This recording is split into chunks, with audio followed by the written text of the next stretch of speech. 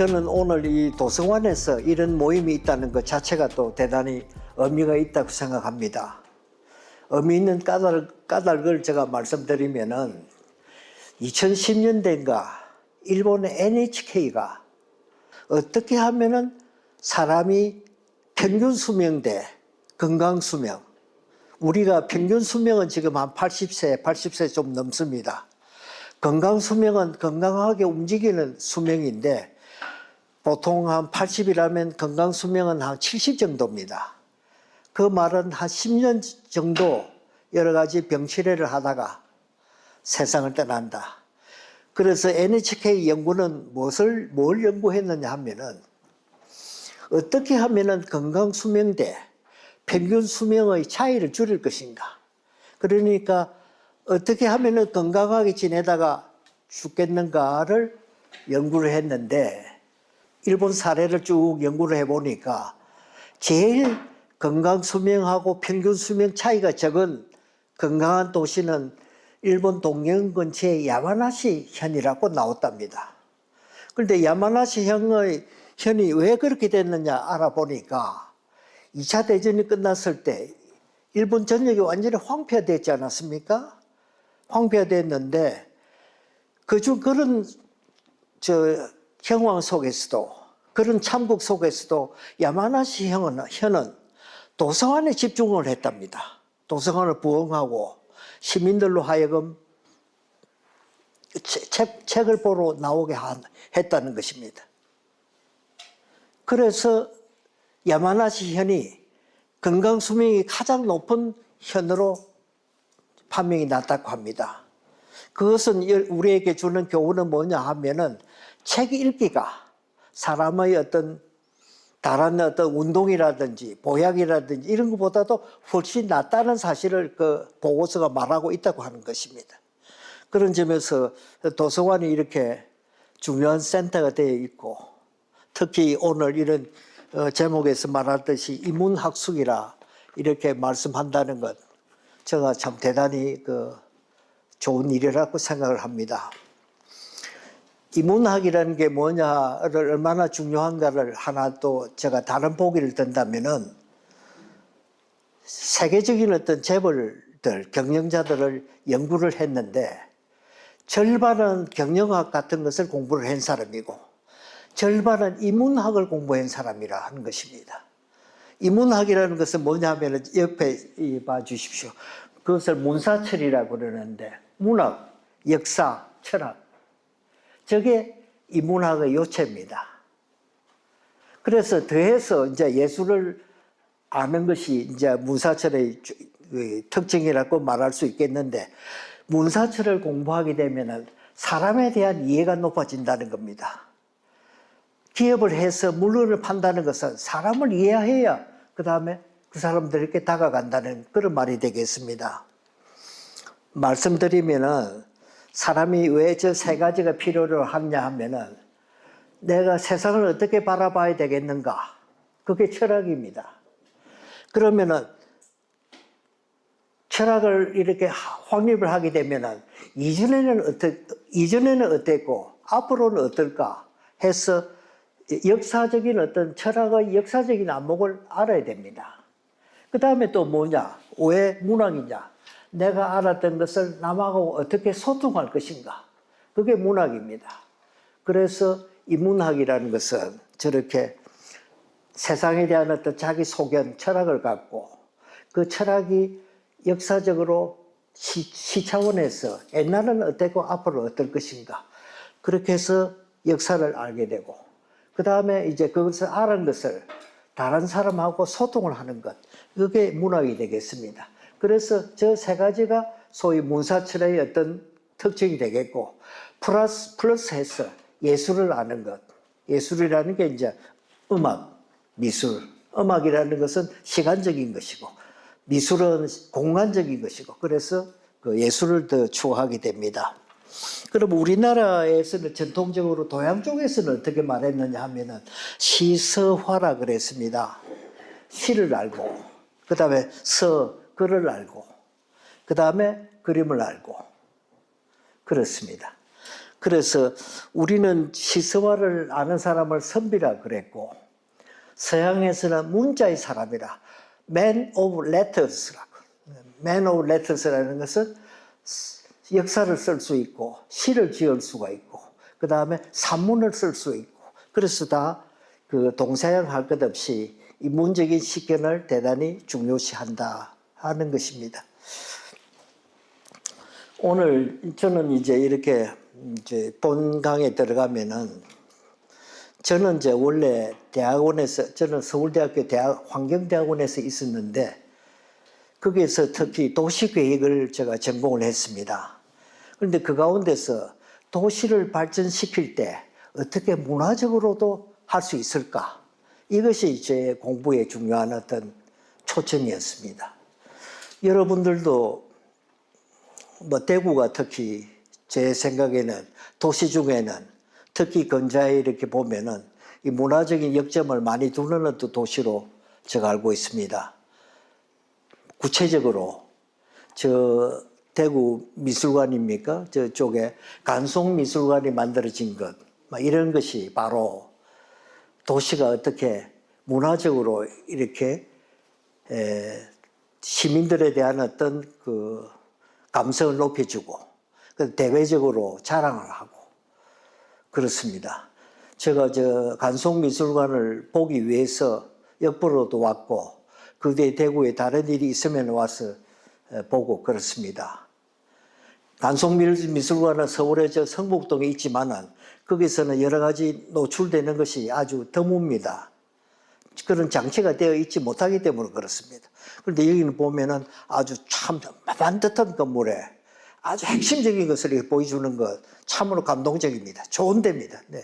그래서 제가 역시 그런 점에서 흔히들 대도시가 부산도 비교하고 대전도 비교하고 대구도 비교하는데 나는 그런 점에서 제가 대구에 왔다고 하는 말이 아니라 단연 그런 데서는 대구가 앞선 그 도시로 되고 있습니다. 제가 이제 공부했던 것이 어떻게 그런 문화적인 요소로 도시를 발전시킬 것인가를 제가 전공으로 삼고 책도 냈는데 그 가운데서 제가 그 책 가운데서 제가 특히 문화란 무엇인가를 좀 압축해서 오늘 말씀드리려고 합니다.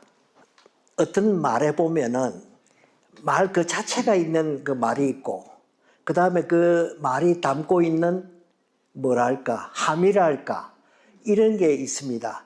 우리가 암 그러면은 그 중립적으로 그 세포의 이상 분열 이거지만은 암 그러면은 또 암적 존재다 이렇게 해서 다른 의미가 붙게 됩니다. 그것처럼 문화라는 것도 우리가 일상적으로 살아가는 것, 의식주 이렇게 있고 그런 것은 생활 문화라고 합니다. 그런데 또 이제 예술 문화라고 그러면은 우리가 삶이 있으면 꿈이 있습니다. 그러면 일상적인 평면적인 삶은 생활 문화고 사람의 어떤 꿈을 이야기하는 것 그것을 예술 문화라고 합니다. 그 예술 문화 중에는 이제 미술이 있고 이제 음악이 있고 그렇게 되겠습니다. 그래서 저는 오늘 문화라는 것에 대해서 말씀드리려고 합니다. 문화라는 것은 대단히 그 꿈으로 이야기할 때는 아름다움을 말합니다. 자, 앞에 무슨 이런 말을 한번 들어봐 주십시오.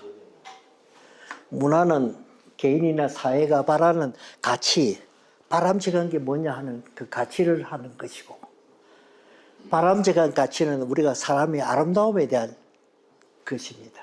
그런데 여러분 아름답다는 것은 똑같이 이런 뜻이 있습니다. 착하다는 뜻하고 같이 들어갑니다. 착하다. 아름다움은 반드시 착한 것하고 같습니다. 그리고 아름다움의 요구는 필요가 아닌 욕구다. 또 이 말은 뭐냐 하면은 우리가 밥 먹는 것은 배가 부르면 더 먹지 않습니다. 그러나 그거는 필요입니다. 그러나 욕구는 뭐냐 하면은 하면 할수록 갈증이 나는 것. 그게 그 문화 쪽에 있습니다. 하면 할수록 갈증이 난다. 밑에 아까 있습니다. 아름다움은 착함과 동시병행이다.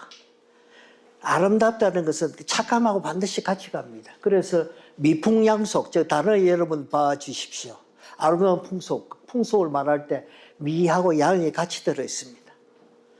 그 다음에 또 뭐 선진화한다는 것은 밑에 선진화라고 착할 선자, 착할 선자, 선하고 선이 같이 이렇게 있습니다.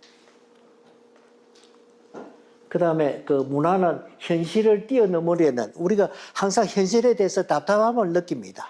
그래서 뛰어넘으려는 그 꿈이라고도 이렇게 할 수 있겠습니다. 이게 제가 문화의 특성을 간단히 말씀드렸는데요.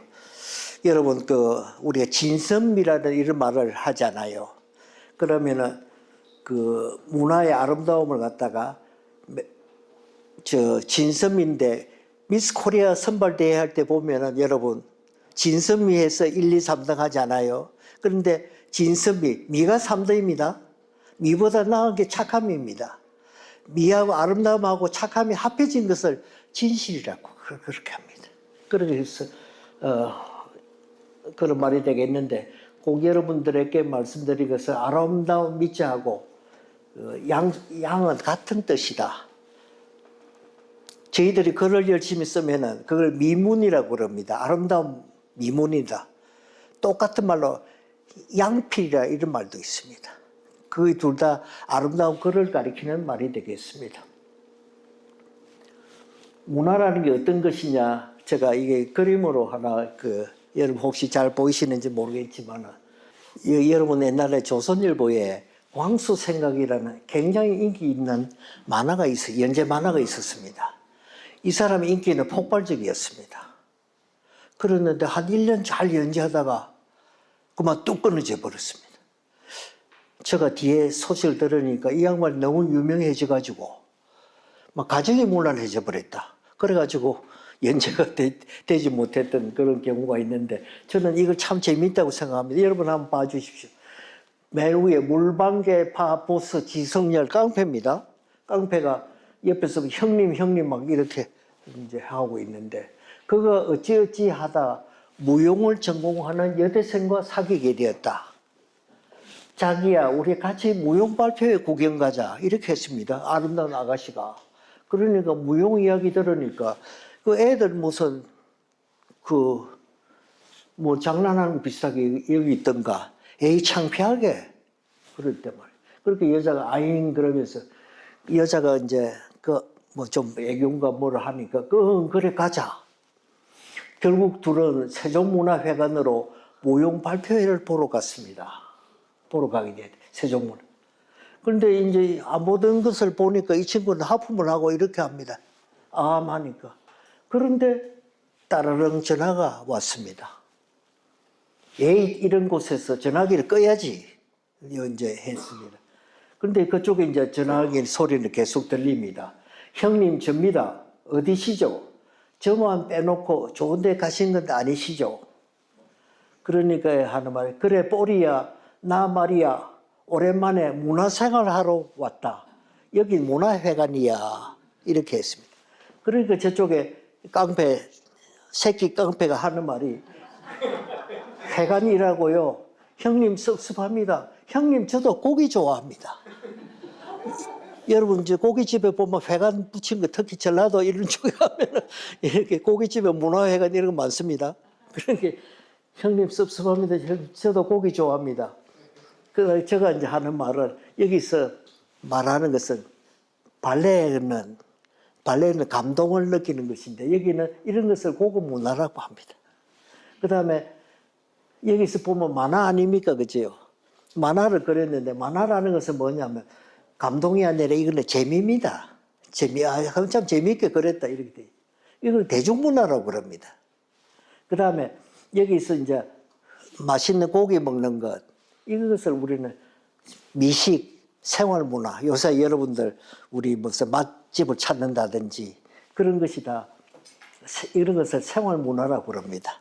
그래서 우리는 이런 쪽을 예술이라고 그러고, 예술 내지 오락이라고 그러고, 이런 쪽은 생활문화라 이렇게 하는 것입니다. 그 생활문화라는 게 이제 좀 뭐랄까, 일상적으로 우리가 밥 먹고 잠자고 이런 건데, 그건 보통으로 우리가 평소에 하는 일이고, 그게 조금 더 좀 향기가 있다, 맛이 있다, 멋이 있다, 이렇게 될 때는 그때는 이제 문화가 되는 것이죠. 예를 들어서 우리가 의식, 주 이렇게 하는데 그 다음에 우리가 생활 문화에 중요한 것은 행육락이 있습니다.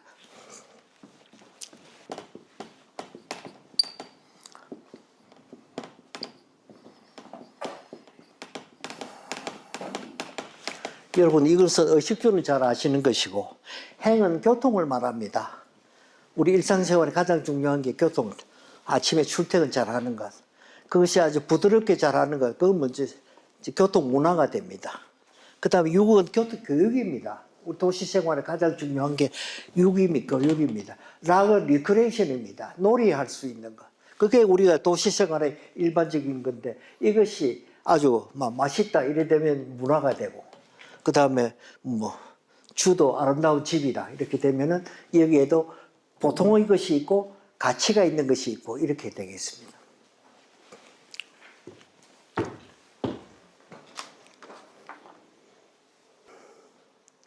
문화라는 것이 이제 특징이 이것을 문화라는 것은 아름다움입니다. 사람은 남자가 여자의 아름다운 미인만 찾는 게 아니고 미식도 찾고 아름다운 집도 찾고 그래서 아름다움인데 아름다움이라는 것은 끝이 없습니다. 아름다움이라는 끝이 없기 때문에 위로 말하기보다는 맨 밑에 이래서는 안 되겠다 하는 것. 그런 식으로 문화를 이런 식으로 되면은 이거 문화가 아니다. 이런 식으로 사회적인 문제를 말하게 되겠습니다. 그리고 문화라는 것은 이렇게 진선미가 어우러지는 건데 이것은 현실 위에서 이루어지고 또 이게 이제 예술적으로 가면은 하느님하고 맞닿아야 된다. 이렇게 해서 은총하고 어우러져야 진정한 그 문화가 되겠다. 이런 말이 되겠습니다. 이게 이제 좀 뭐랄까 여러분에게 좀 대학 교수들이 일반적으로 큰 틀에서 말하는 것이고 그러면 구체적으로 문화, 그 아름다움을 어떻게 찾아볼 것인가 지금부터 말씀드리겠습니다. 첫째로는 진실이 아름답다. 그럼 말할 것도 없습니다. 그 사람 참 진실되다. 이러지 않아요. 그럼 진실은 어떻게 얻어지느냐 하면은 예를 들어서 어떤 시골 촌부가 열심히 살아가는 제 이야기도 하나 하겠습니다. 저희 선친이 아주 말년에 이렇게 이제 연세가 깊어지니까 큰 절에 큰 스님을 찾아가는 것이 당신의 큰 소망이었습니다. 그래서 여차 해가지고 저희 선친이 이제 마산 사람인데 어떻게 해서 양산 통도사에 여러분 불자의 경봉스님 잘 아시지요? 이름 들어보셨지요? 네, 경봉스님이 큰 스님이라 그러니까 한 수 배워야 되겠다 해가지고 저희 선친이 경봉스님을 찾아갔대요. 그래가지고 가서 큰 절을 하고는 스님 저희가 어떻게 하면은 깨달음을 얻겠습니까? 그런 식으로 아마 여쭤봤겠죠. 그러니까 큰 스님 경봉스님 말씀이 당신이 우리는 살에 와서 이렇게 있지만은 당신은 저렇게 세속에서 열심히 자식 키우고 그랬지 않느냐? 그게 바로 부처의 길이다. 그렇게 말씀을 했대요. 그게 뭐냐면 사실이 곧 진실이라. 이렇게 여러분들도 아까 무슨 자녀가 있어서 공부를 성실하게 잘해도 진실되겠지만은 학교를 열심히 나가는 것 그런 사실만 두고도 그런 경우를 우리는 진실되다고 말할 수 있겠습니다. 그런데 그 다음에 뭐냐 하면은 그런데 사실이 아니면서도 진실된 경우가 있습니다. 제가 이런 예를 하나만 들어보겠습니다. 전쟁이 끝났는데 기자가 장군한테 찾아가서 전쟁은 얼마나 흉악했습니까? 전쟁은 얼마나 비극적이었습니까?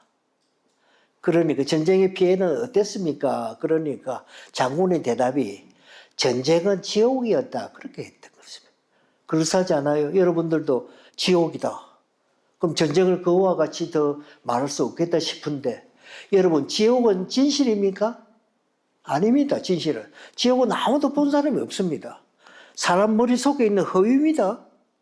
그러나 그 말처럼 우리에게 탁 사람에게 다가가는 그런 말이 있을 수 없습니다. 따라서 저 진실이라는 것은 사실이 진실일 경우도 있지만 사실이 아니라도 진실되는 그런 경우가 있다 하는 것입니다.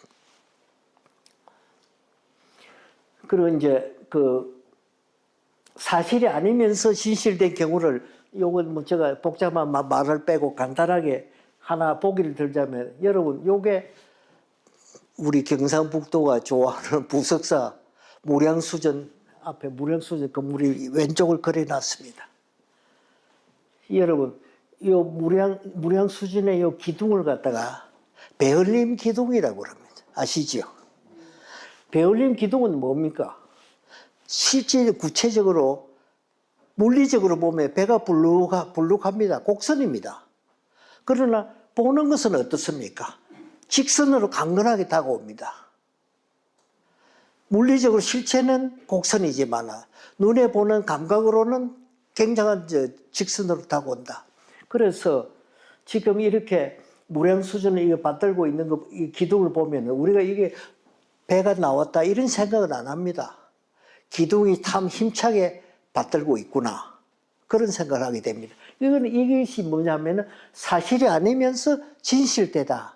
이런 예라고 할 수 있겠습니다. 제가 이런 이야기를 어떤 분에게 말씀했더만은요. 여자들의 그 판탈론 바지 있잖아요. 여자들 바지가 쫙 바른 것 같지만 디자인하면 그 약간 곡선이랍니다. 요 바지가 이렇게 나온다. 그게 볼 때는 직선으로 보인다. 그래서 제가 이제 이 말씀은 그 직선에 이렇게 진실되게 이렇게 비치는 것은 곡선의 이런 어떤 것이 보태져서 그렇게 됐다. 그렇습니다. 그래서 아무튼 우리에게 소중한 것은 이제 진실이라고 말할 수 있겠습니다. 우리가 사실이 진실일 경우가 이런 것을 실사구시라고 또 그렇게 말합니다. 실사구시라는 말은 사실 속에서 그 가운데 아름다움이 있더라. 진실됨이 있더라. 그게 실사구시입니다. 그 다음에 문화라는 게 완벽해야 아름답습니다. 그래서 그 완벽한 것은 우선 여기가 예술적 완벽이 있는데요.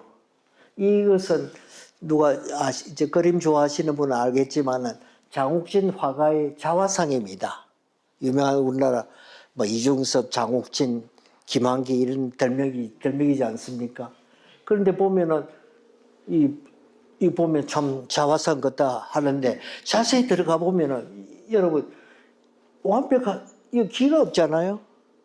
길을 안 그렸습니다. 또 여기는 어떻습니까? 코를 안 그렸습니다. 그러나 코걸이가 있음으로 해서 이 사람의 코를 우리가 금방 느끼게 되고 마찬가지로 이쪽 귀가 있으니까 오른쪽 귀도 있겠다 이렇게 되겠습니다. 그래서 이 예술적 완벽이라는 것은 닮지 않아도 닮은 듯이 보이는 뜻, 닮지 않아도 닮은 듯이 보이는 것. 이게 예술적인 완벽. 그 다음에 이제 이런 것은 장인적 완벽은 있습니다. 이것은 서울의 북한산성 쪽의 성곽인데 이런 것을 보면은 딱 완벽히 이렇게 되지 않고는 버티나지 못합니다. 이거는 기술적으로 아주 완벽합니다. 앞에는 안 해도 이 기계에 맞추지 않아도 완벽하고 이것은 장인적 완벽은 이렇게 기술적으로 이가 딱딱 맞아야 완벽이 되는 그런 게 되겠습니다. 그런데 제가 이제 옆에 이런 거 적어 놓은 것은 나는 항상 도시 계획을 공부하는 도중에 길거리 가다가 또 골목 고치네? 여러분들도 맨날 그런 거 생각 안 합니까? 그래서 왜 고치는가 하면은 자꾸 공사를 벌려야 공무원들이 무슨 뒷돈도 받아먹고 이런 거 아니냐 또 그런 생각도 하지만은 아무튼 우리나라 골목공사는 이렇게 장인적 완벽이 날 부족한 경우라고 내 혼자 생각하고 있습니다. 경주 남산 가봤습니까? 안 가봤으면 꼭 가보셔야 됩니다. 나는 우리나라 문화유산 중에 막 최고가 남산이라고 생각해요. 남산에 저 경주 저쪽에 남산에 그 석불들 자연 상태로 있는 그 제가 감히 말씀드리면은 경주에 우리는 석굴암 같은 것은 정부가 했던 사업입니다. 그 당시 신라 그 나라 왕실에서 만드는 것이고 남산에 있는 여러 가지 그것은 민간인들 중에서 신심이 있고 돈이 있던 사람이 자기의 어떤 기복을 위해서 나의 속에 탑을 하나 세우고 싶다.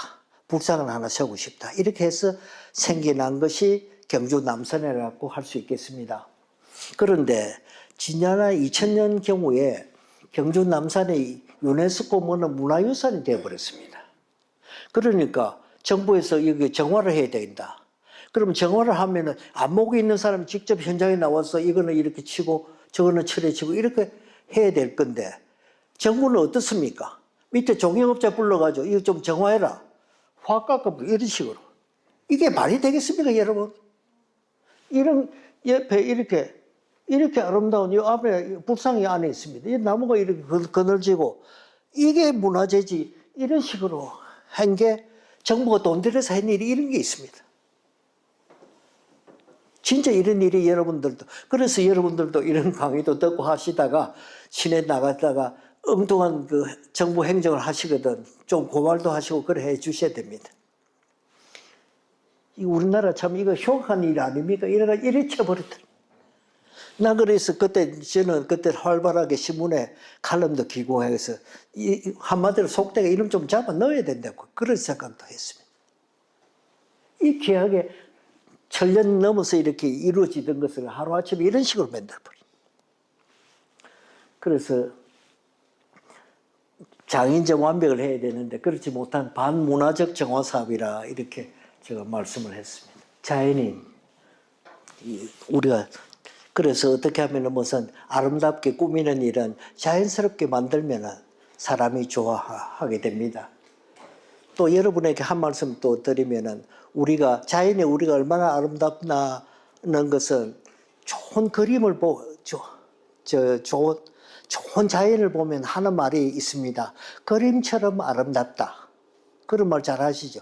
그림처럼 아름답다. 그것은 뭐냐면은 화가라는 그림을 그리는 화가들이 다른 사람보다도 훨씬 높은 안목으로 자연 중에서 아름다운 것을 가려내 주니까 그래서 나온 말이 그림처럼 아름답다 이런 말이 됐습니다. 자연도 아름답지만 그림처럼 아름다우면 더욱 아름답다. 이제 그런 말이 되겠습니다. 자연이 아름답고 그 다음에 전통이 아름답다. 요 전통은 뭐냐면은 왼쪽에는 피카소가 어린아이 자전거 어린아이 자전거를 가지고 소머리를 만들었습니다. 소머리 같지요? 그 다음에 우리나라 조각가 이영학이라는 사람이 엿장수 가위를 갖다 붙여가지고 이렇게 만들었습니다. 요 소는 한국의 소는 귀가 강조가 되어 있고 스페인 소는 뿔이 강조가 되어 있습니다. 이게 우리한테 여러분 시사하는 바 있지 않습니까?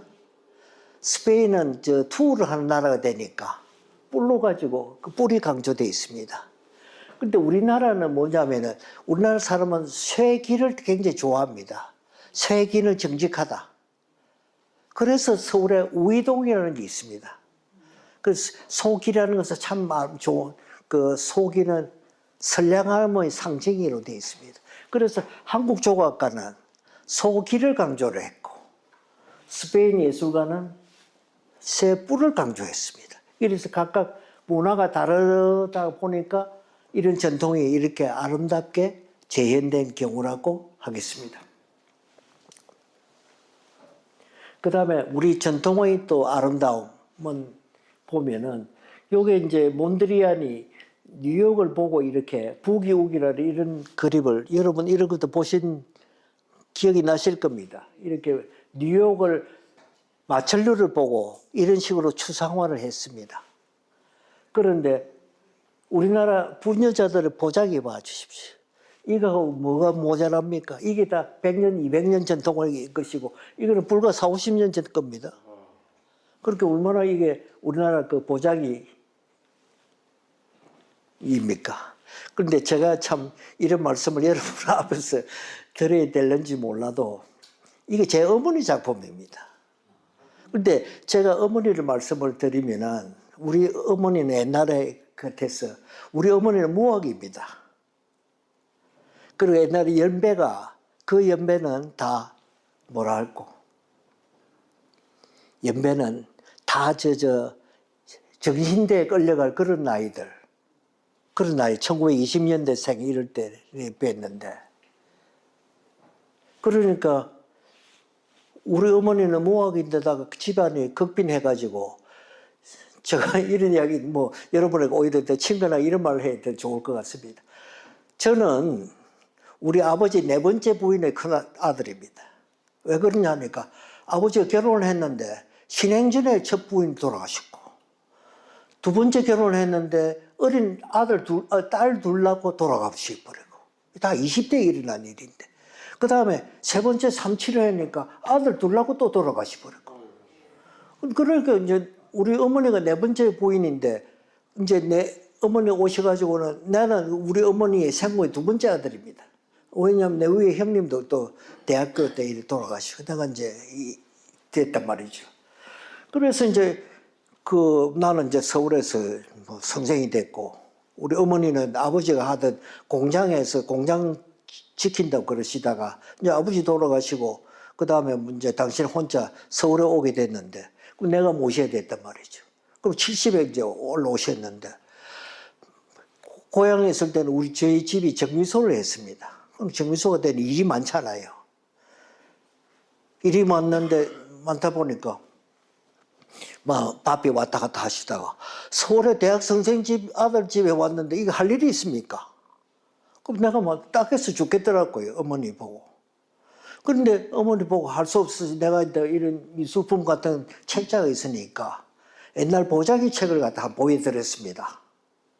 그랬더만은 당신이 이렇게 옛날에 길쌈은 잘하셨으니까 우리 아버지 뭐 한복도 짓고 다 했으니까 많은 배 1,000원을 가지고 많이 갖고 오셨더라고요. 그런 걸 가지고 만드는데 이런 식으로 만들더란 말이죠. 우리 어머니는 아무 교육을 받은 적이 없습니다. 한글을 겨우 깨쳤단 말이에요.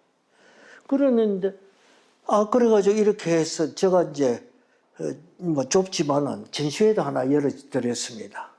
그리고 또 이런 것을 이용해서 뭐 우리나라 복식에 뭐 그런 뭐 우리 아내가 뭐 주선을 해서 그런 것도 있었는데 그 재미있는 것은 이게 여기는 알지만은 나중에 이제 90에 돌아가셨는데 90에 가까울 때 이렇게 만드는 것은 이런 아름다운 배조가리를 다 써서 그런 게 아니라 남은 검은 배조각들 있잖아요.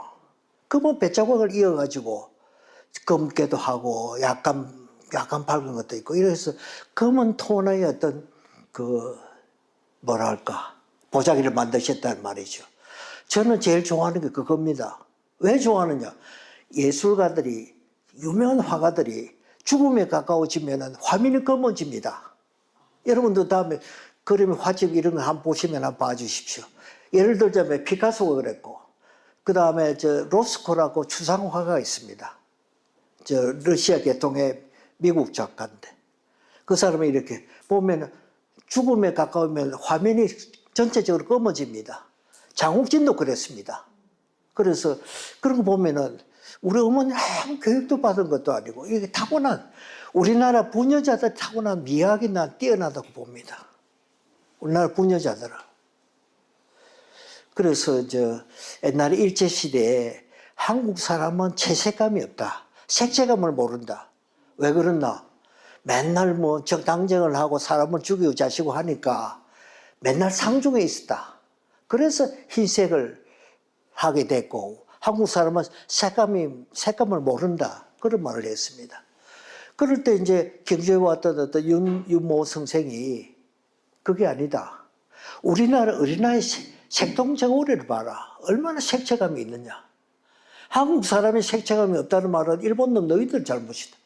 일본 사람이 일제 말에 한국 사람을 비하하기 위해서 색채 가문이 없다고 그렇게 비판을 했대요. 그렇지. 우리나라 색동제고를 보면 그렇지 않다.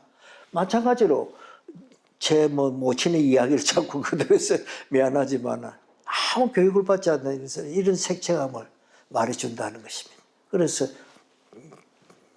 한국 사람은 좀 요새 무슨 K 운운하지만은 이런 것들도 한국 여성의 큰 미덕이라고 저는 생각합니다. 그 다음에 문화라는 것이 항상 전통이 아름답고 이뿐만 아니라 전통은 옛날 하는 것을 그대로 하는 것 아닙니까? 그 다음에 그런 것도 아름답지만 전혀 엉뚱하게도 하는 것도 아름답다. 그래서 요게 김월용 박사라고 이분의 어떤 문인 화가인데 요 옆에 쓰여 있는 게 뭐냐면은 뜬구름 같은 이 세상 거꾸로 보는 것도 좋겠네 하는 그런 말입니다. 옆에 적혀 있는 말이. 그래서 여러분 혹시 장욱진 그림을 아시는지 모르겠습니다. 장욱진 그림에 보면은 화면 밑에는 집이 나란히 있는데 화면 위에는 집이 거꾸로 이렇게 있습니다. 그래서 제가 이제 장욱진하고 가까이 제가 지냈는데 선생님 왜 그 집이 이렇게 거꾸로 있습니까? 이렇게 물으니까 사람은 이렇게 바로도 보지만 어린아이들은 이렇게 사타구니를 박아서 거꾸로 보지 않느냐. 그래 보면 집이 그렇게 보인다 그래요. 그리고 화가는 그렇게 우리 여러 가지 우리는 통상적으로 아주 고정된 이런 게 있지만 화가는 우리보다 좀 다양하게 보는 입장이거든요. 그래 이렇게 그래서 제가 또 바보스럽게 묻기를 선생님이 거꾸로 그리려면은 꽤 힘들겠네. 왜냐하면 집을 이렇게 바로 해야 될 건데 세로 그리고 가로 그리고 할 건데 거꾸로 그리면 어렵지 않습니까? 하니까 그런 말씀. 밑에 있는 집은 내가 바로 세워놓고 그랬고 요 집은 이렇게 해서 그랬다. 여러분 우리는 모르게 간단한 집. 야, 저 화가는 거꾸로 잘 그린다 하는 집은 그게 아니고 요래 그렸다. 이렇게. 예. 그래서 아무튼 사람이 거꾸로 이렇게 보는 것들도 달리 보는 것도 중요하다. 그런 건데 우리 달리 봐야 될 때 달리 보는 것은 사람의 마음에 폭이 있어야 되지 않겠습니까? 그래서 이거는 뭐냐 하면은 서울의 포항제 대란로에 포항제철 본사 앞에 유명한 프랭크 스텔라라는 사람의 조각입니다. 이 비행기 부서진 기체를 어떻게 얽혀가지고 이렇게 했는데 만들고 나서 이게 김만모라는 옛날 기억은 장관도 지낸 분인데 포철 사장을 하면서 프랭크 스텔라라는 굉장한 작가에게 가서 사정사정해서 만들어 왔는데 시중에 소문은 막 이런 거 완전 쓰레기 잡통을 갖다 놨다 해가지고 여론이 참 속된 말로 벌떼같이 일어났거든요. 그러니까 나중에 대책이 요거 나무로 세워서 갈았습니다. 여러분 지금도 나무가 있으니까 가서 한번 봐주십시오. 그래 이래서는 안 된다 이런 말인데 한국 사람은 이걸 못 찾는데 다른 건 못 찾는. 이게 이 작품 이름은 아마벨이라는 건데 나무로 해가지고 이렇게 가리나 이게 우리나라의 문화 수준인데 지금은 이렇지 않으리라 생각이 됩니다. 그 다음에 사람이 이제 아름답다. 우리가 지금 문화라는 게 아름답다는 것 아니었습니까? 그럼 아름다운 게 구체적으로 뭐가 아름답냐? 아까 전통이 아름답다 그랬고 전통을 깨도 아름답다는 것도 말씀드렸고 아까는 완벽이 아름답다 이런 말도 했는데 이제는 신명이 아름답다. 여러분 서울에 종종 가시지요? 서울에 제일 아름다운 데가 어디십니까? 옛날에는 저희가 60년 이럴 때 우리 부모님 그때 제가 공부할 때 오시면은 창경원으로 모시고 가는 거. 그게 아마 지방 사람들의 서울 구경거리인데 지금은 어디로 가시는지 모르겠습니다. 요새는 아마 많이 가시는 데가 터미널에 있는데 신세계 백화점 아닐까? 쇼핑하러. 네. 그 신세계 백화점 터미널 그게 매상고가 가장 높답니다. 그렇게 지방에서 많이 올라오니까. 네. 그런데 저는 지금 서울의 제일 아름다운 데는 이 교보 빌딩 밑에 지하 공간입니다. 아이가 이게 어린애 코너에 엎드려서 책 보는 거 한번 보십시오. 이것처럼 아름다운 데가 세상에 어디 있겠습니까? 제가 존경하는 아주 유명한 대학교 의과대학 총장이 계시는데 이분은 독일에서 의사가 된 분이라 독일 친구들이 많이 온답니다. 그러면 그분들이 이제 예약되는 호텔이 시청 앞에 플라자 호텔. 그래서 플라자 호텔에 숙박을 하고 난 뒤 이제 왔다 갔다 시내 다니다가 저녁 때 다시 호텔에 돌아가기 전에 교보 빌딩 앞에 딱 세워가지고 우리가 여기 잠시 들렸다가 시간 아직도 저녁 시간이 있으니까 여기다 한번 들렸다 갑시다. 그렇게 가면은 그 사람들이 언제 따라서 교보 빌딩 1층으로 들어온답니다. 지하 1층에. 그 교보 문고에 이를 보면은 독일 사람이 이걸 보고 감탄하지 않는 사람이 없답니다. 이 도심의 비싼 땅에 이런 어떤 공간이 있다는 것. 그리고 이제 여러분 교보에 가보면 옆에 문방구 코너를 보면은 지금은 여러분들은 어떻는지 모르겠지만 저희들 대학 서생이 되니까 좋은 문방구에 대한 이런 게 있습니다. 좋은 만년필도 사고 싶고. 그러면 일본에 가면은 긴자 사정목에 여러분 이도야라는 문방구 집 유명한 집이 지금도 있습니다. 한 100년도 됐다고 합니다. 거기 들어가면 참 제가 60년대 70년대에 들어가면 한마디로 눈이 휘적 뒤집어지는. 지금은 교보에 가면 그거 아무것도 아닙니다. 교보 혹시 아시는지 모르지만 이 교보회 창업자가 이거 굉장히 손해가는 공간이라고 합니다. 공간인데 이거 이렇게 해서 이 문화사업으로 이렇게 하는 것 참 고마운 일인데요. 그러나 이런 게 이제 교보라는 게 대량 유통의 어떤 모든 책을 다 갖다 놓고 하는 이런 것은 지금 뉴욕도 없습니다. 뉴욕의 반세의 노블이라는 거 장사가 안 된다고 다 없어져 버렸습니다. 그런데 이제 우리나라도 이게 지방에도 이제 문화적 사업으로 이렇게 교보 빌딩을, 교보 문고를 만들려면은 물론 지방 도시 중에 만들어진 것도 있지만은 제 고향 마산에는 이걸 설치를 못 한답니다. 이야기를 하면은 중소 책방들 들고 일어나가지고 데모를 해가지고 기어코 마산에는 교보 문고가 없습니다. 내 고향에는. 그 참 딜레마 아닙니까? 그죠? 업자도 살기는 살아야 되겠고, 우리가 문화적 수요를 보면은 저런 게 전국 각국에 다 있으면 좋겠는데, 그렇습니다. 아무튼 여러분, 나 서울의 가장 아름다운 곳이 요겁니다. 그 다음에도 여러분도 오시거든. 꼭 교보문고에 가서 한번 들어가서 한번 구경 좀 해 주십시오. 참 좋은 데입니다. 예절이 예절이 아름다운 것은 다 말할 수 없죠. 우리가 이거는 더 말할 필요 없는, 이 핸드폰 이거 문제 아닙니까? 핸드폰 참, 여러분 서울에 지하철 타면은 열에 100에 99은 핸드폰에 눈을 떼지 못하니까 지하철 타고 할 때 무심하게 한번 자기 생각 한번 해보면 얼마나 좋겠습니까? 그게 그렇지 못하다. 그 사람이 이제 손으로, 지금 우리 여러분 공원묘지 같은 데 보면 비석에, 우리 옛날에 비석들 보면 참 아름다운데 요새 비석은 공원묘지 같은 데 보시면 똑같이 기계로 깎아가지고, 그 다음에 참 큰일이다. 옛날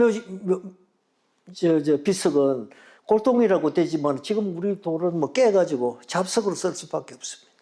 이게 손맛을 잃어버리니까 그렇지 않겠는가. 그 다음에 작은 것도 아름답다. 서양 말에 작은 것이 아름답다 하는 게 small is beautiful 하는 그런 말이 있습니다. 그래서 자그마한 게 참 아름답지만 우리나라는 작은 것도 크게도 보일 수 있는 게 우리 미감이었다. 저는 그런 생각하는 게, 밑에 여러분 이거 한번 봐주십시오. 여기 가운데 크기가 원은 똑같은데 옆으로 크게 싸면은 요게 크게, 요게 똑같은 건데도 요게 크게 보입니다. 그죠? 요 둘 중에 이게 크게 보입니다. 여러분 석굴암이 이렇게 만들어졌습니다. 석굴암은 그 자체도 큼직하고 대물이 좋지만 옆에 작은 것을 배치해가지고 더욱 크게 보이게. 이게 석굴암의 아름다운데 바로 우리는 작은 것도 작은 것도 크게 보일 수 있는 그런 감각을 갖고 있다. 여러분 요거 거리가 크게 꼭 같습니다. 이렇게 함에 따라서 달라집니다. 그 다음에 이것도 마찬가지로 옆에 어떻게 쌓느냐에 따라서 크고 작기가 달리 보입니다. 저거는 이제 이걸 비판하는 옛날 88 올림픽 때 이런 걸 큼직하게 만드는 게 나는 분수라는 게 지금 미적인 장치로 하등 새로운 것이 아닙니다. 그런데 이렇게 돈을 들여서 만들었는데 전기가 많이 쓰는지 요새는 안 합니다. 다 없어졌습니다. 문화라는 게 뭐냐, 여러분 한번 생각. 여러분들도 좀 문화 생활을 좀 해보겠다 그러면 남대로 하는 것도 좋은 일이지만 따라 배우는 것도 좋지만 달리 배우기, 남하고 다르게 해보겠다라는 그런 데서 여러분의 아름다움이 나옵니다. 남하고 같이 하는 것도 물론 좋은 일이지만 그 다음에는 막 그 다음에 이제 뭐 비슷한 것은 같잖아. 비슷하면 안 된다 이런 말이 되겠습니다. 제가 이제 끝으로 하나 이야기하려고 하는 게, 그러면 지금 이제 이런 여러 가지 도시를 문화적으로 꾸미자면은 특히 이제 돈줄을 쥐고 있는 관청에 문화적 머리가 있어야 되겠는데, 제가 이런 이야기를 들었습니다. 불란서에는 예술 담당자가 누가 되느냐 하면 피아니스트가 됐대요. 그래서 내가 이따 그 피아니스트가 와서 강의하는 걸 들었습니다. 그래서 그 피아니스트 보고 어째서 당신이 이렇게 불란서 예술 담당 국장이 되었느냐 하니까, 밑에 예술 행정하는 사람이 행정은 잘 알지 몰라도 예술은 그분이 쉽게 배워서 안 된다. 그러나 피아니스트는 행정을 금방 배운다. 여러분 제 말 뜻은 아시겠습니까? 여기는 예술국장이 밑에 예술 행정하는 사람이 올라오는 방법도 있고 밖에서 피아니스트로 특재된 사람도 있는데, 당신이 어떻게 특재됐습니까? 말하니까 밑에 예술과장이 국장이 되자면은 그 사람은 예술을 배워서 금방 되는 게 아니다. 어릴 때부터 모든 훈련을 통해서 이루어지는 것인데. 그런데 자기는 피아니스트인데 이제 예술 배우기, 이제 행정 배우기는 간단하다 이 말입니다. 그래서 서양에는 항상 이렇게 그런 사람이 이제 대우를 받는다 하는데, 여러분 제가 이 말을 꼭 여러분한테 전할 수가 있겠습니다. 공자 말에 있습니다. 아는 것은 좋아함만 못하고 좋아하면 즐기만 못하다.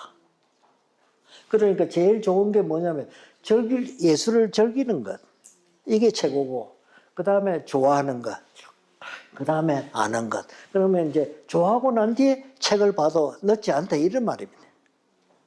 그러면 좋아하는 건 뭐냐? 여러분 미술하는 것은 책을 통해서도 되지만 딱 보면 그대로 압니다. 알 수 있습니다. 감각이 있습니다. 아까 제 어머니 뭐 이런 거 이야기했지만 다 보고 스스로 사람의 타고난 인자가 그렇게 가 있습니다. 그럼 물론 인자는 타고났는데 어떻게 할 것이냐? 그것도 이제 약간의 훈련을 하면 된다. 여러분 예술적인 타고난 감각이 없는 사람은 어떻게 하면 됩니까? 많은 사람들이 특히 미술대학에 들어갔는데 어떤 아이는 척척하면 못 됐는데 어떤 사람은 잘 안 된단 말이죠. 그럼 어떻게 하면 되느냐? 만 권의 책을 읽고 만리를 여행하면 그때 어떤 정기가 생긴다. 그렇게 됐습니다. 그래서 여러분들도 외국 여행을 많이 가시면서 외국의 좋은 풍물 이런 거 보면 눈여겨보신다든지, 그래서 만리를 여행하고 만 권의 책을 읽고, 그래서 책 읽기가 중요하다. 그래서 감각을 한번 키울 수 있지 않겠는가. 이거 조선조 초기에 있다가 조선 전기 한 200년, 300년 가까이 열심히 하다가 임진왜란 이후에 그만 끝이 나버렸어요. 끝이 나버린 그런 도자기 종류 중에 하나가 분청이라는 게 있다. 그 이야기를 오늘 지금 말씀드리려고 하고 있습니다. 그런데 지금 분청이라는 게 어떻느냐 대자고체로 그 아름다움에 한 말씀드리면은 이게 조선 초기에 나온 그 분청의 하나인데 이게 일본 사람 소장품을 한국이 사오할 때 이게 이제 33만 달러인가 그렇다고 합니다. 여러분 우리 도자기 한번 보십시오. 이거 완전히 추상화 아닙니까? 네. 그래서 이런 작품을 뉴욕하고 파리에서 전시됐을 때 한국에는 500년 전에 피카소가 있었다. 또 한국에는 500년 전에 모더니즘이 있었다. 현대 미술이 있었다. 이렇게 말할 정도의 격차를 받은 게 우리 그 분청입니다. 분청이라는 도자기는 조선조 초기에 나왔다가 임진왜란 전후로 사라졌습니다. 그럴 때 일본 사람들은 계속해서 그걸 좋아했어요. 그래가지고 이름을 붙인 게가 뭐냐면 미시마라. 이걸 읽으면 미시마가 됩니다. 일본 도의 책에 나오는 미시마입니다. 그래서 일본 사람 계속 미시마 그랬습니다. 그래서 한국 나중에 뒤늦은 우리나라 작가가 자식을 이름을 잊어버린 애미 같은 신세다 우리가 그렇게 계산했습니다. 그래서 미시마로 통했던 도자기인데 그 뒤에 이제 이 사람들은 이 분청 계통은 이렇게 이도다완이란 이것을 특히 좋아해가지고 이게 뭐 히데요시 그 다음에 이 군벌들이 전부 다 이렇게 막사발을 이제 좋아했답니다. 그래서 이 도자기 전쟁이라고 그러지 않습니까? 임진왜란을. 그래서 이런 게 바로 분청의 그 초기 형태입니다. 그래서 이제 자식 잃은 어미 같은 신세가 우리 신세였다. 그런 이야기를 하고 있습니다. 이 이제 분청이라는 것은 뭐냐? 장명은 분청이라는 장면은 우리가 이름을 잊어버렸다가 1940년대 말에 40년대 중반에 개성박물관장을 하던 고유섭이라는 유명한 미술사학자가 우리 이름을 지어야 되겠다. 그래서 이름을 짓기를 분장회청이라 분가루 같은 이 유약을 이 도자기를 한번 촉을 구이해서 그릇이 만들어지면은 유약을 발라서 굽다 보니까 그게 회청빛을 여러분 청색도 뭐 회청 뭐 이런 청색도 여러 가지 분류를 하지 않습니까? 회색빛이 감도는 청이라 해서 분장회청이라 이렇게 했다가 요걸 줄여서 우리는 분청이라 요 분하고 청하고 붙여서 지금은 분청이라고 이름이 확정된 것이 아까 요 도자기라 이 말씀이 되겠습니다. 이 도자기를 우리나라 역사에서 사라졌다가 재현된 것은 우리가 1960년대 이럴 때 국립중앙박물관 미술과장, 나중에 관장을 했던 최순우 선생이 특히 이 고유섭의 제자인데 이 분청이라는 걸 살려야 되겠다 해서 젊은 작가를 불러서 앞으로 너는 이런 작품을 제작을 해라. 그때 불림을 받은 친구가 여기 있는 윤광조라는 친구가 있었어요. 지금 이분은 경주 안강에서 작업장을 갖고 있습니다. 지난번에 APEC 행사를 할 때 이분이 뭐 경주라는 게 안강시 그거니까 거기서 이제 경주 일각에다가 이 양반 작품을 이렇게 불러서 외빈들을 위해서 특별 전시가 있을 때 이 사람이 바로 최순호 선생의 고임을 받았던 그런 분청 작가입니다. 현대 작가입니다. 그런데 최순호 선생이 국립박물관 굉장히 공로가 많으신 분인데 젊은 작가에게 분청 일을 맡기면서 더 격려하는 의미로 아호를 하나 지어줬어요. 호를. 그걸 뭐라 지었느냐면 옆에 거벌당이라. 거벌이라는 말은 위째 겁자는 물기를 겁자. 원숭이가 보름달빛에 우물에 비친 달을 보고 그게 먹는 건 줄 알고 떠내려고 하는데 아무리 떠도 달이 안 떠지는 겁니다. 그래서 거벌이라는 말은 뭐냐 하면은 어떤 학문의 길에서 아무리 매진을 해도 끝이 안 난다. 더욱 열심히 해라 이런 뜻으로 거부리라고 했는데 이것은 고유섭의 아호입니다. 아호. 고유섭은 우연이라는 아호도 있었지만 이 아호도 갖고 있다가 있었는데 최순우 씨가 자기 스승의 아호를 떼어가지고 이 사람한테 주면서 너도 분청의 일을 갖다 이런 식으로 해라 해서 그 친구에게 거벌당이라고 호를 전해줬어요.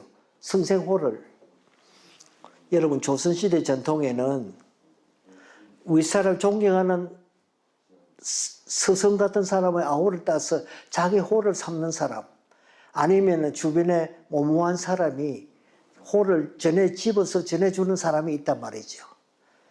그래서 아까 최순우라는 분은 자기 아호를 오수당이라고 했습니다. 오수당. 오수당이라는 것은 단원 김홍도의 호입니다.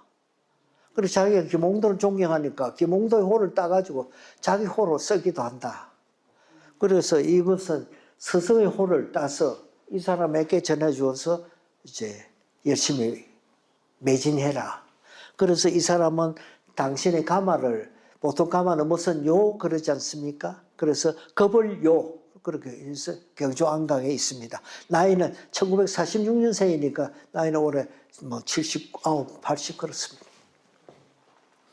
이 사람에 대해서 나중에 다시 더 소개 나옵니다. 네.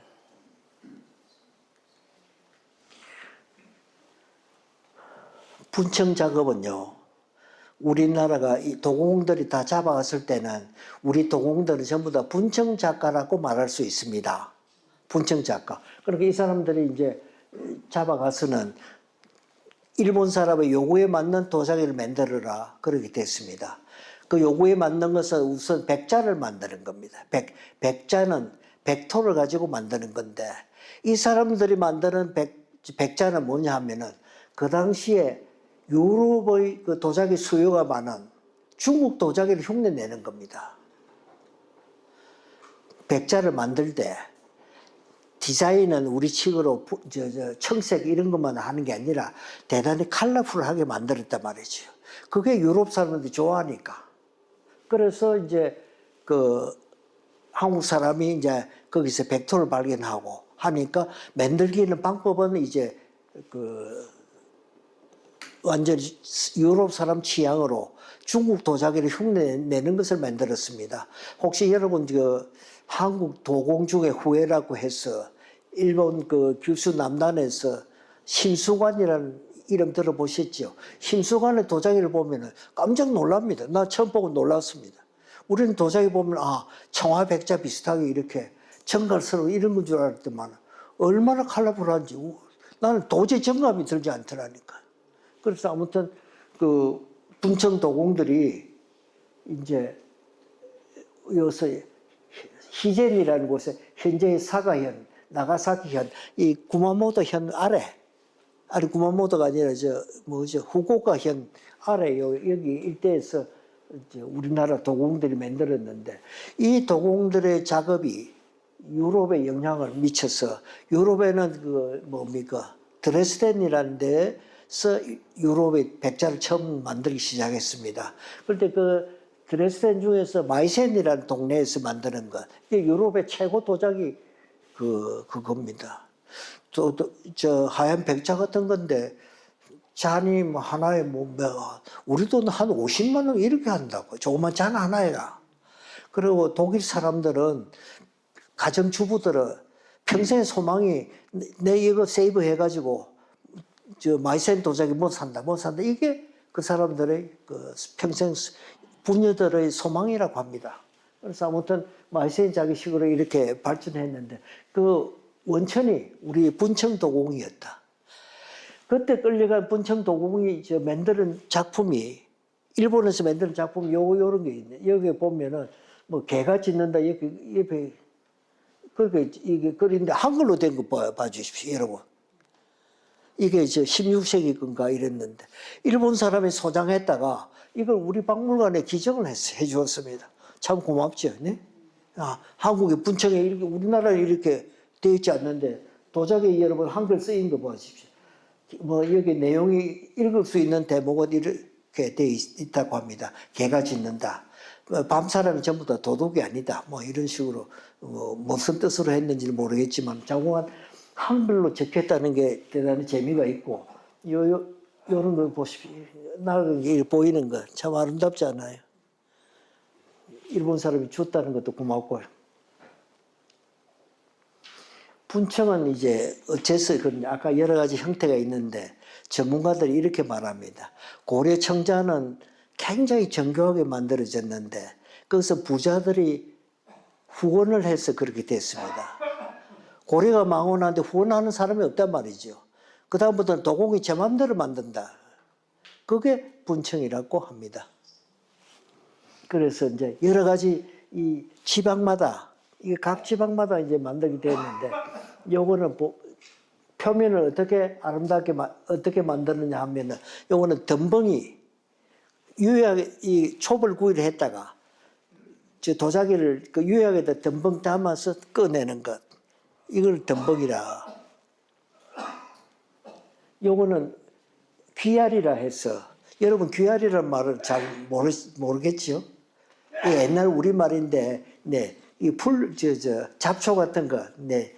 그런 거 모은 것을 귀알이라고 그런답니다. 이렇게 잡초 이렇게 그 뭉치로 만들어 놓고 그걸 붓삼아 이렇게 그렇게 도자기가 휙 돌아가면서 그걸 갖다 대니까 유약에 대니까 이런 게 된단 말이죠. 그래서 요번에 귀알이라 그렇게 합니다. 풀빛 등으로 지나간 자국을 남기는 게 귀알이라 그러고 그 다음에 요거는 유약을 이렇게 했다가 문장을 이렇게 그리는 게 아니라 도장을 해가지고 꼭꼭꼭꼭 찍는 것. 그래서 인화라는 것은 도장으로 찍었다 이런 말이 됩니다. 한자가 보시면 아시겠죠. 도장으로 찍었다 인화. 그래서 이렇게 인화문이라고 그렇게. 요거는 뭡니까? 이 대꼬챙이 같은 것을 이렇게 석석거렸다는 거예요. 마르기 전에. 이거 보십시오. 이게 이제 모란문인가 이러는데 굉장히 추상적이지 아니죠? 추상적이죠? 그렇지? 그렇게 보이시죠? 네. 아, 참 좋습니다.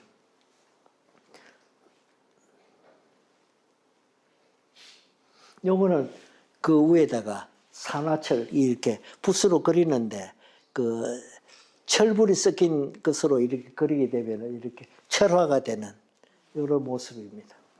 그 다음에 요거는 이제 또 그 옛날에 상감청자 만들던 사람들이 옛날 방식을 그대로 살려서 하는 이런 방법이 상감분청삭이라 이렇게 돼 있고. 아까 이야기했던 대로 1961년에 최순호 선생이 우리나라 문화재를 들고 파리에서 전시를 했을 때 여러분들 앙드레 말로라고 유명한 그 소설가 아시죠? 문화부 장관이 와서 이걸 보고는 500년 전에 한국에 피카소가 있었다. 기가 막힌 말 아닙니까? 여러분 피카소라는 사람의 같은 것을 모더니즘이라 현대 그림이라고 그러는데 현대 그림의 특징은 뭐냐? 여러분 이거 잘 좀 듣고 간단합니다. 옛날은 우리가 사물을 딱 그대로 재현하려고 했습니다. 사물을 똑같이 보이게 하고. 옛날 그림 그렇지 않아요? 사물 똑같이 그리는데 현대 그림이 되면 내 마음이 그걸 어떻게 받아들이느냐 그렇게 그리는 겁니다. 그러니까 옛날은 대단히 사실적인 그림이고 현대적인 그림은 사의적인 그림, 자신의 뜻을 생각을 그렸다. 가장 구체적으로 예를 하나 들어보면 여러분 피카소가 미인들을 많이 그렸습니다. 그런데 피카소가 그린 그림에는 보면은 정면에는 사람 얼굴이 보이고 바로 옆에 사람의 옆면을 같이 그리고 있습니다. 그럼 우리가 여러분 한번 생각해 봐주십시오. 우리도 어릴 때 젊었을 때 여자를 사랑하고 했을 때는 온 전신이 다 마음속에 들지 않아요. 앞태를 보자 뭐 춘향전에 보면 앞태를 보자 뭐 어떻다 뒤태를 보자 어떻다. 사랑할 사이에는 그 순간에 앞뒤 뒤태가 한꺼번에 보인단 말이죠. 피카소 그 그림이 바로 그렇게 앞 얼굴도 그리고 바로 한순간에 옆에 기도가 함께 그리고 그게 모더니즘입니다. 그걸 큐비즘이라고 그럽니다. 입체주의라고 그럽니다. 그게 이제 극단으로 가면 이렇게 추상 문양으로. 옛날에는 사실 그림, 추상 그림. 이렇게 됐습니다. 그 다음에 이 분청을 이건희 씨가 많이 삼성의 이건희 씨가 많이 모았다가 2011년인가 이 작품을 자기 소장품을 메트로폴리탄에서 전시를 했습니다. 그 전시 도록에 나오는 게 이게 바로 이거 보시면 코리안 분청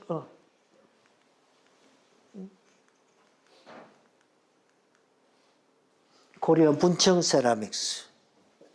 일본도 이제 미시마라는 말을 안 씁니다. 분청이라고 있는데 여기 아까 그 철화문이라고 이래서 추상문으로 이렇게 그림 이거 그 책에 메트로폴리탄에서 전시할 때 그 도록의 표지가 그림이 요겁니다. 표지 그림이. 그런데 이 도록이 어디에서 나왔느냐? 혹시 여러분들도 혹시 뭐 좋아하시면은 화집 같은 거 많이 좀 사보십시오. 형편이 닿는 대로. 그러면 옆에 아이들이 보고 좋아할 겁니다. 그런데 이 화집을 세계에서 제일 잘 만드는 곳이 미국의 예일대학 출판부입니다. 그래서 이게 바로 예일대학 출판부에서 나온 책의 표지가 요거란 말이죠.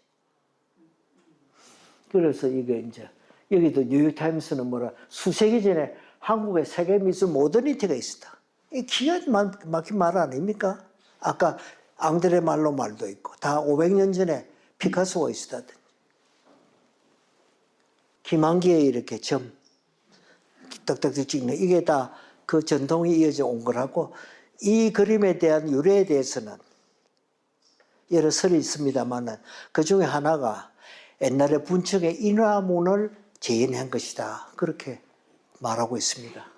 요게 지난번에 뭐 1,000만 달러인가 우리나라 그림으로 1,000만 달러대에 달한 유일한 그림입니다. 네. 요거는 아까 그 책에 아까 메트로폴리탄에서 나온 분청책에 현대 작가의 작품을 보여준 게 요겁니다. 이게 바로 윤광조라는 아까 거불당의 그 작품이 그러니까 옛날 것하고 현대 것하고 메트로폴리탄 전시할 때 한꺼번에 보여주었습니다. 그런데 그때 보여줄 때 현대 작품에는 한국의 윤광조 작품도 있지만은 일본의 여명 작가들도 작가의 작품도 분청이 왜냐하면 한국에서 전래했지만 일본에서 재현하고 있으니까 거기에 일본 사람의 작가도 작품을 전시를 했는데 그중에 일본 출품 작가 이름은 곤도 유다카. 이 곤도 유다카라는 사람이 교토 예술대학 교수인데 작품 출품도 했고 이 전시하고 앞뒤 전후가 어떻는지를 몰라도 그분이 한국의 윤광조 가마에 와서 작업을 직접 한번 해보고 싶다. 그렇게 왔더래요. 그래가지고 윤광조의 이제 회고에 따르면은 이 양반이 이렇게 한국은 이렇게 쓱 하면 뭡니까 귀알인지 뭔지 이렇게 한번 쓱 하면 하고 나 그대로 서울 떼는데 일본 작가는 싹 하고 났는데 항상 뒤손을 또 대더래요. 이게. 그래서 하지 마라 이렇게 하자고 해도 그렇게 되지 않았는데 대단히 말하기 어렵지만 그분이 석 달 뒤에 일본 돌아와서 자살했습니다. 자기 작가의 생활에 어떤 한계를 느끼고 그 아버지는 그 죽은 곤도 유다카의 아버지는 일본 그의 인간문화재였답니다. 도예가에. 그러니까 아버지 전통을 내려서 이제 했는데 그 윤광조 그런데 아마 일본 사람들 자살 잘하잖아요. 그래가지고 그래 됐답니다. 그리고 이게 바로 윤광조 분청이 요 메트로폴리탄 소장하고 있는데 한국의 작가가 메트로폴리탄에 소장된 사람은 몇 사람이 될까요? 나는 한둘밖에 없다고 볼. 바로 그런 사람이 있습니다. 아무튼 우리 분청에 이제 소개를 했는데 혹시 여러분들도 다음에 좋은 책자 보시고 하면 좋겠고요. 그 다음에 이제 제가 마지막으로 하나 아까 처음에 제가 NHK가 어떻게 하면 건강 수명을 늘릴 것이냐 독서라고 그랬는데 이 도서관도 많이 이용해 주시지만은 이 최수른 선생 글 좀 한번 읽어보시면 어떨까. 그래서 여러분들이 이렇게 인터넷에 검색을 해보면은 무량수전 베를린 기둥 옆에 서서라는 책도 있고 이렇게 간단히 나는 내 것이 아름답다. 그래서 최수로 선생 책 아주 간단한 거 참 구해서 도서관에서 한번 읽어보시고 오시스 하면 좋겠습니다. 저는 여러분들이 나는 한평생 책과 글을 가지고 장사하고 돈도 벌고 했는데 그래도 또 여러분들이 이렇게 와서 이런 말을 들어주시니까 대단히 고맙습니다. 고맙습니다.